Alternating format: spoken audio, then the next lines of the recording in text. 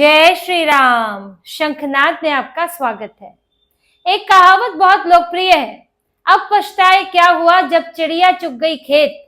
अब उद्धव ठाकरे का भी खेत चुगा जा चुका है और वो सिर्फ पछताते रह गए हैं, कोशिशें कर रहे हैं, लेकिन चिड़ियाएं तो खेत चुग चुकी हैं।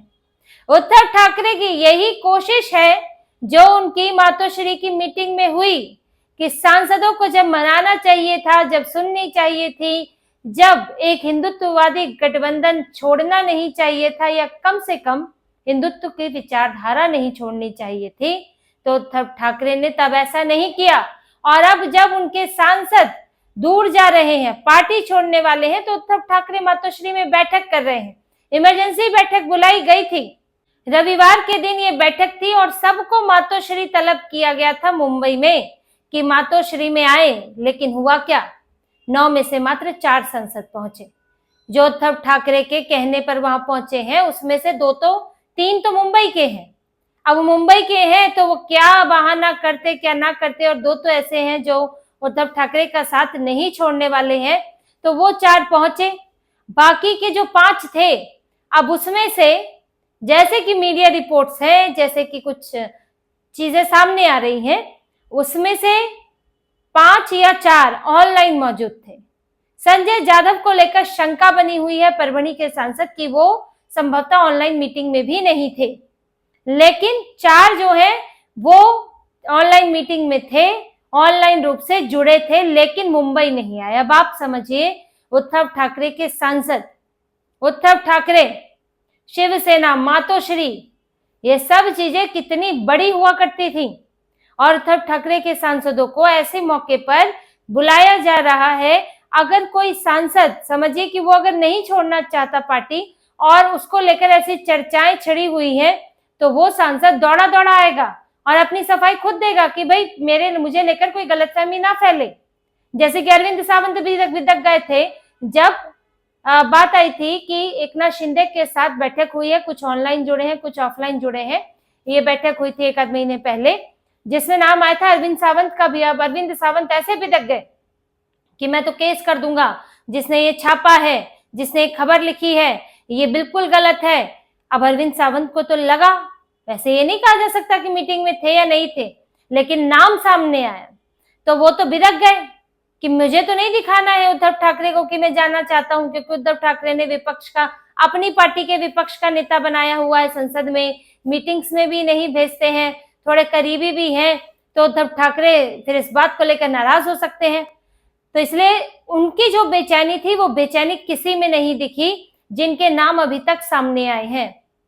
और उद्धव ठाकरे के बुलाने के बावजूद इनके नेता नहीं पहुंच रहे हैं। और सिर्फ यहां नहीं, अभी 13 तारीख को उद्धव ठाकरे के बेटे आदित्य ठाकरे का जन्मदिन था। अब आदित्य ठाकरे का जन्मदिन, लेकिन इनके सांसद ही नहीं आए।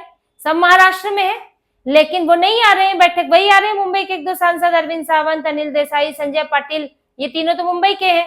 अब जो इनके यहाँ चौथे आए थे वो थे राजाभाऊ वाजे, वो नासिक से हैं। अब ये चारों पहुंचे थे, लेकिन आदित्य ठाकरे की बर्थडे की पार्टी में भी सभी सांसद नहीं पहुंचे। अब आप ना तो आदित्य ठाकरे के बर्थडे में आ रहे हैं, ना तो उद्धव ठाकरे की एक आपात मीटिंग में आ रहे हैं। अब आप समझिए, एक हो गया अनऑफिशियल, एक आयोजन हो गया जिसमें एक आप मिलने जुलने के लिए जाते हैं। आदित्य ठाकरे का जन्मदिन है, कल को जो है वो शिवसेना के सर्वे सर्वा होने वाले हैं, और एक है आधिकारिक बैठक, आधिकारिक मुलाकात, तो दोनों में ही नहीं आए। अब उद्धव ठाकरे की बेचैनी तो बढ़ेगी। और जब बैठक भी हुई तो उसमें उद्धव ठाकरे ने वही सारी चीजें, पार्टी से निष्ठा, आपकी क्या परेशानियां हैं, असंतोष जिस वजह से है उसे दूर करने की कोशिश, हमें बात करनी चाहिए, हमें साथ चलना चाहिए, ये सब बातें होती रही। संजय राउत बाहर आकर सफाई दे रहे हैं कि नहीं, कुछ सांसद थे जिनके घर में कोई बीमार था, जिनके घर में कोई शादी थी, इसलिए वो लोग नहीं आ पाए, लेकिन वो ऑनलाइन जुड़े और हमने सबसे बात की, सब कुछ ठीक चल रहा है, अगले महीने भी ये बैठक होगी। और ये सब तो पार्टी के कामकाज की बैठकें होती हैं, ये सब बहानेबाजी कर रहे हैं। लेकिन इन्हीं के जो 5 सांसद थे, उसमें से संजय देशमुख, वो उस ऑनलाइन मीटिंग में नहीं आए, लेकिन दिल्ली चले गए प्रताप राव जाधव से मिलने। अब आप ये मजाक समझ लीजिए कि मजाक उड़ गया है उद्धव ठाकरे का। कौन कौन नहीं आया था?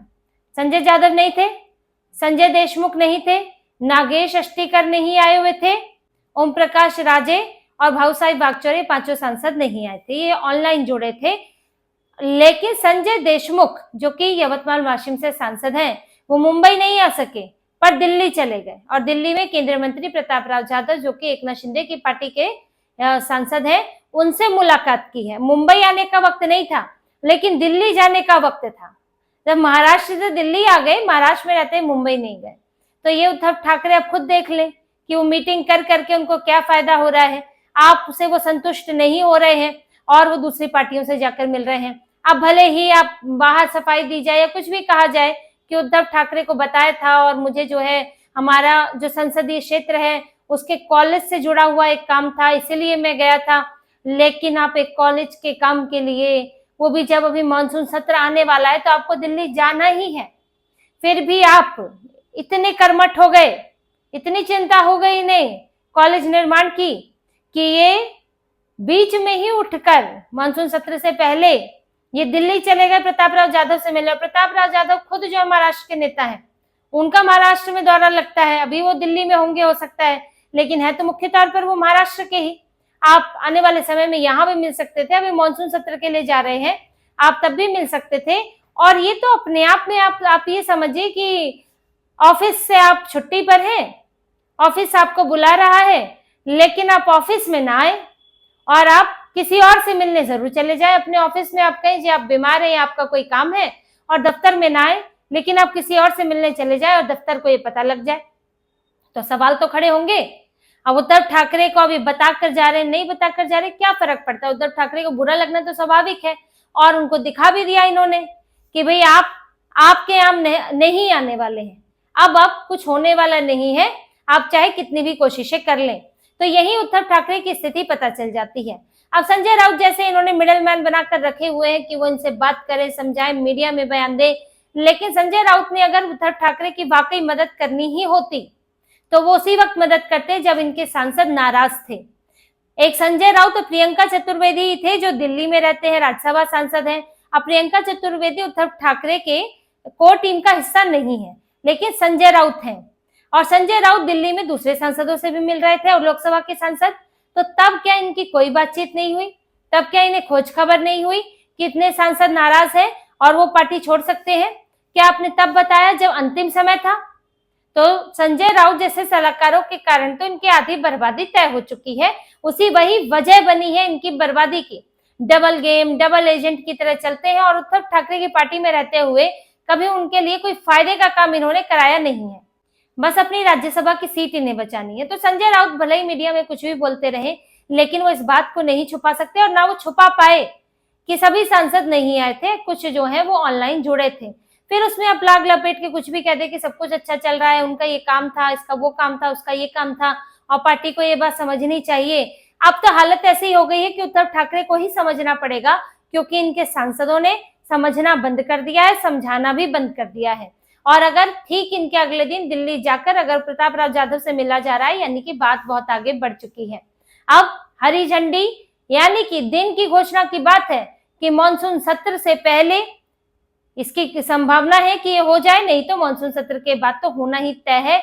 मानसून सत्र में अब बीजेपी क्या स्ट्रैटेजी अपनाती है कि इनकी पार्टी में रहते हुए वो वोट करें, या फिर इसी तरह से चिट्ठी लिखकर, लोकसभा स्पीकर को चिट्ठी लिखकर वो अपनी एक अलग जगह बनवा लें, यानी कि हम उद्धव ठाकरे को सपोर्ट नहीं करेंगे, जैसे कि अभी टीएमसी में हुआ है।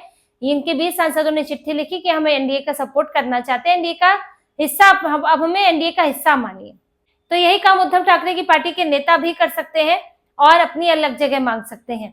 अब ये बीजेपी के ऊपर है कि फिलहाल अभी की क्या प्लानिंग है, कि इस तरह से चिट्ठी लिखकर फिर आगे बात बढ़ेगी या फिर सबके सब साथ आ जाएंगे, जैसे कि आम आदमी पार्टी से आए थे दो तिहाई बहुमत के साथ, इनके भी 2 तिहाई बहुमत बन जाता है, 9 सांसद है, 7 की बात हो रही है, तो आराम से वो पाला बदल सकते हैं। कुछ दिनों का इंतजार है और उससे पहले उद्धव ठाकरे अपनी आखिरी कोशिशें कर रहे हैं। लेकिन अब हालत ये है कि ना तो ये सांसद अब ना तो उद्धव ठाकरे की सुन रहे हैं, ना आदित्य ठाकरे की सुन रहे हैं, आदित्य ठाकरे के बर्थडे में भी नहीं आ रहे हैं। तो फिलहाल उद्धव ठाकरे के पास इन्हें रोकने का कोई तरीका अब नहीं बचा है। तो इसी तरह की और खबरें और विश्लेषण आपके लिए लाते रहेंगे, हमसे जुड़े रहिए, सब्सक्राइब कीजिए, कमेंट कीजिए। बहुत बहुत धन्यवाद। जय श्री राम।